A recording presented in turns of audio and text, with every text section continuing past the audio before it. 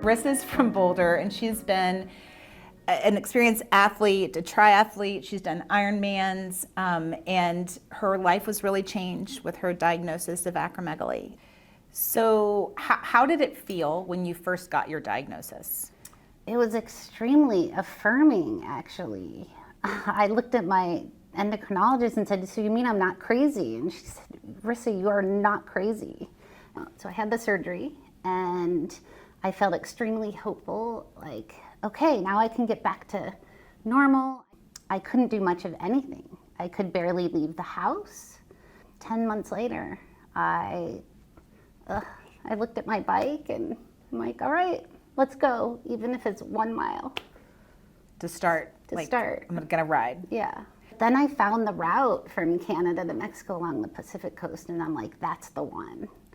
Well, I would love for you to share with everyone what a day in your ride looked like. A day in the life on the road was waking up at 5 a.m., oftentimes in the pouring rain and cold, and breaking down my tent and packing up my gear, eating a good breakfast, and then getting on the road at about by 7:30 in the morning. I'd usually get into my next camp around 3 or 4 o'clock, set up my tent and everything, study the map for the next day. Is there anything I need to worry about or think about? And then usually I was in my tent by dark, which was about 7:30 this time of year, and I would get everything organized for the next day. I would just make sure all my water bottles were filled and I had my sodium tablets, things like that.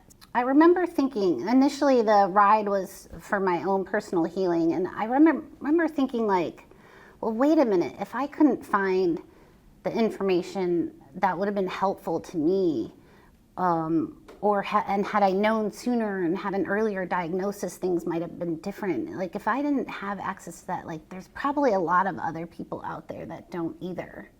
So I thought, okay, maybe I'll get a jersey that says Acromegaly on it or something. And it just started with this really small idea. And then it just kind of, I started printing out flyers and I was posting them everywhere, like in bike shops and leaving them in airplane seat pockets and just giving them to everyone. Yeah, I'd sneakily put them in like the magazine, you know, like, and